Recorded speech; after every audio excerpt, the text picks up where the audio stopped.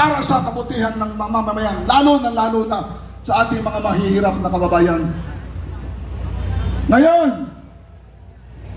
nung September 21, nagkaroon ho kami ng rally dito sa Gate 4 sa Capitaldo. Ipinagpapawal po namin ho ang Marcos resign sa mga nananalita. Meron ho mga grupo na umalis.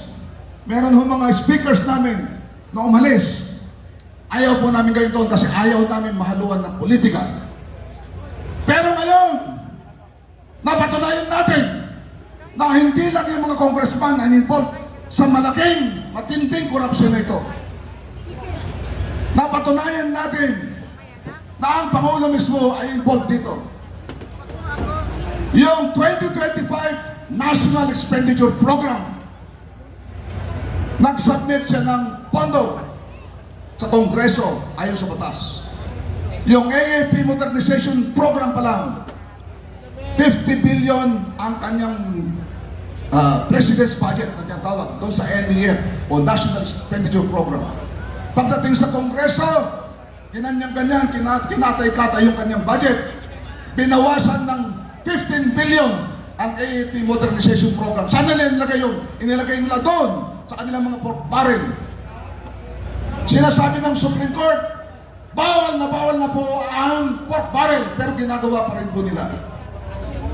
Yung ating mga sundalo, pulis, mga teacher, kasama doon sa programa ng budget, ang Pension and Gratuity Fund.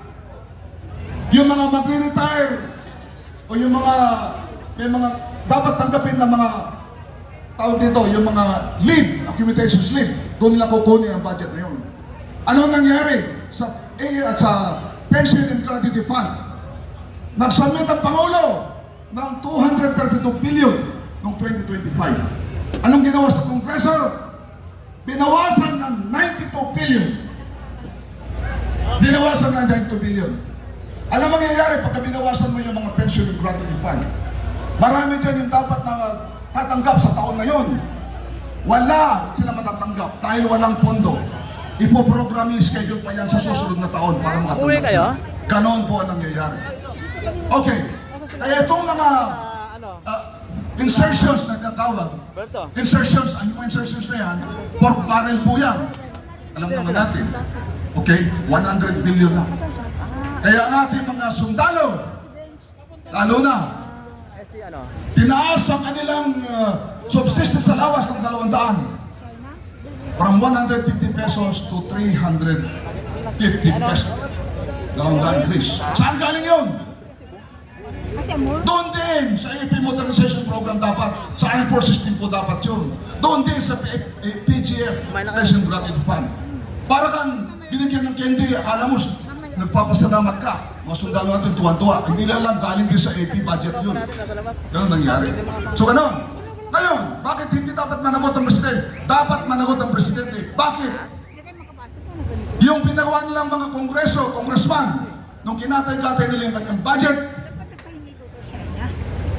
punta sa PICAM, in-approve yung mga small committee, magic nila doon. Kung ayaw sana ng Pangulo yon, hindi dapat yung in-approvehan yun, yung budget na yun. In-approvehan niya. Ibig sabihin, kasama siya doon. Meron, hindi lamang siya command responsibility, kundi moral responsibility. Ngayon, galit na galit yung mga mamamayan. Yung mga namamasada dyan, nagtsatsaga sa barya-barya. Para may pampakain sa mamanip, sa kanilang mga pamilya. Yan ang nangyari. Ninakaw ang mga pera, pati mga pamilya nila, pinangangalandakan pa ang pagdanakaw nila. Hindi lamang milyon, hindi lamang bilyon, trilyon na po. Hindi pa po ba tayo na matatakaan na magagalit sa ganun nangyari sa ating bayan? Mahal ba natin talaga ang ating bayan? Ito ba ito nangyayari sa atin? Kailangan ito, ngayon mga kabayan, panahon na. Panahon na para ipahiwatig, hindi lang natin ipahiwatig, isigaw natin. Hindi lamang ating pagkamuhi sa nangyayari sa ating bayan, kundi ang ating pot at galit sa mga ganitong mga mandarambong. Mga taong pinagkatiwalaan natin, pero ang halip na tayo tulungan, ginawa nilang pangsarili ang mga budget ng palapati para sa atin. Ginawa nilang palabigasan ang kaban ng bayan para sa kanilang pamilya, para sa kanilang sarili. Kaya mga kababayan, panahon na. Ang sabi ng ating Pangulong Marcos, sabi niya, kung hindi ako Pangulo, sasama daw siya sa mga protest rally na ganito. Okay? Narinig niyo ba yun? Anong gusto niyo gawin? Papuntahin natin siya dito o para sumama sa atin magprotesta? O mag-resign muna siya para makasama siya, para hindi siya presidente, makasama sa atin. Kasi sabi niya, kung hindi siya presidente, sasama siya sa atin sa protesta. Okay. Ngayon, tayo lahat ay ginagarantiyan ng ating konstitusyon na ipahayag ang ating grievances, ang ating hinanakit sa gobyerno. Ginagarantiyan ng konstitusyon, sinasabi ng mga nauna nagsalita. Kasuhan na tayo, kasuhan. Pati yung Marcos resign ay bawal na raw po, kakasuhan na raw po. Pananakot lang po yun. Huwag kayong maniwala doon. Ngayon, yung mga kapulisan, yung mga military, hindi naman kayo presidente. So kayo, inahanyayahan namin na sumama dito para sa protestar namin na ito. Alam namin, ang damdamin ng mga police, military, mga teacher, kung ano na dyan. Alam natin, yung mga ordinaryong Pilipino, ang galit at pot sa nangyayaring korupsyon na ito sa ating bayan. Kaya tayo ay magsama-sama, mga kababayan. Ipaglaban natin ang katarungan, ang katotohanan, panagutin ang lahat naman nagtaksin ng darambong at naglapastangan sa ating bayan at ibalik ang katapatan at moralidad sa ating bayan. Mabuhay kayong mga Pilipino, mabuhay tayo mga Pilipino, mabuhay ang Pilipinas, magandang gabi lahat sa inyong mga kaibigan, mga kababayan.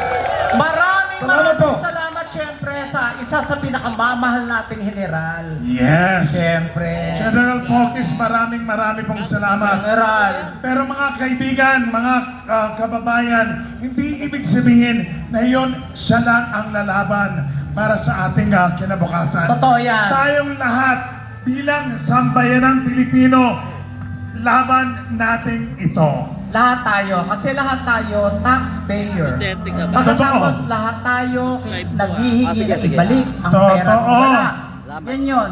Kaya nga, naku, itaas nga natin ang dalawang kamay natin. Patingin nga mga kamay. Palakpakan na may kasamang sigawan at isigawan, Pilipino! Ngayon, meron naman tayong ulit na speaker. Syempre, tawagin naman natin ang susunod na magsasalita para sa inyong lahat. Tawagin natin si Boss Dada!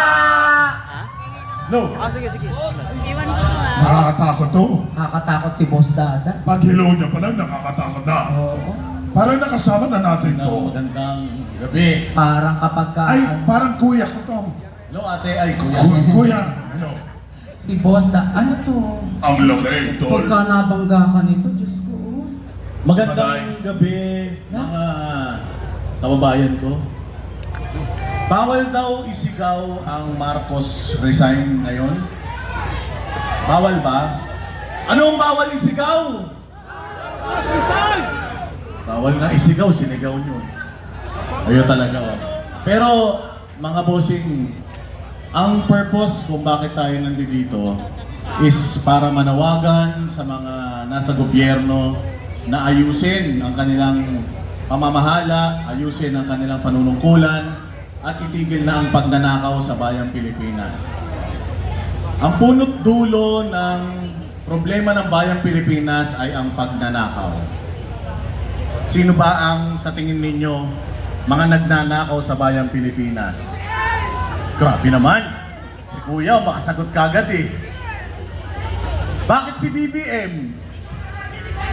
Tinuro ni Saldi ko. Hindi, kasi tayo naniniwala, mga bossing, na walang budget na maipapasa kung walang pirma ng Pangulo. Kaya napakahirap intindihin na hindi sila damay dito sa sinasabi. Kasi ultimong gobyerno umaamin na may pagnanakaw sa budget eh. Tama ba? Umamin sila, di ba? Umamin sila na may pagnanakaw. Kaya lang, ayaw nilang aminin kung sino yung nagnakaw. Yun ang problema nating malaki. Pero alam naman natin na etong mga nagnanakaw sa gobyerno, yun yung mga ibinoto natin. Balikan natin yung mga nakaraan, 2022. Anong ipinangako niya sa atin? Bakit natin o bakit ninyo ibinoto si Pangulong Bongbong Marcos? Ako kasi, dahil kay hindi daw eh. Hindi daw eh. Dahil saan? 20. Ano ba mga ipinangako ni Presidente sa atin? Yun na lang ang balikan natin. Ang pinangako unang-una ni Pangulong Marcos sa atin, itutuloy niya ang lahat ng mga programa ni Pangulong Duterte. Tama? Itutuloy niya daw lahat. Pero unang-unang ginawa ng ating Presidente, Executive Order 01, binuwag niya yung PACC, Presidential Anti-Crime Commission. Yung Presidential Anti-Crime Commission, binuo yun ni Pangulong Duterte specific para targetin lahat ng mga pagnanakaw sa Pilipinas, ng mga taga-gobyerno. Anong sabi niya? May ombudsman naman eh. May COA naman eh. Di ba? Yun ang sinabi niya eh. Tinanggal niya yun kagad. So, una pa lang, alam na natin kung ano yung plano nila sa bayang Pilipinas. Ang pinag-uusapan natin ngayon, 2025 budget lang.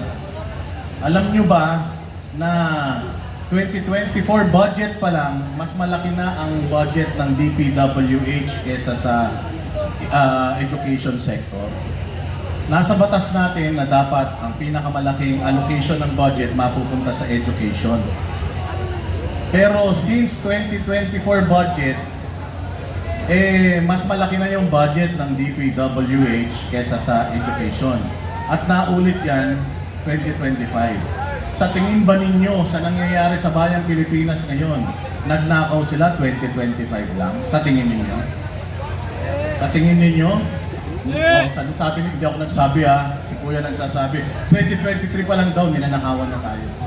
2023, 2024, 2025. Tandaan po natin, ng appropriations chairman na po niyan, committee chairman na po niyan, ay si Zaldico na.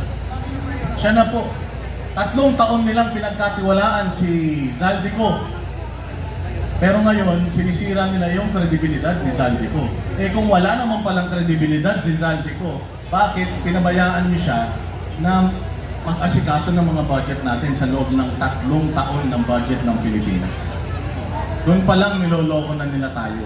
Di ba? Ano mga ipinangako sa atin? 1 taon, 1 milyong pabahay. Ha? Ilan na? Ilan na? Okay, wala.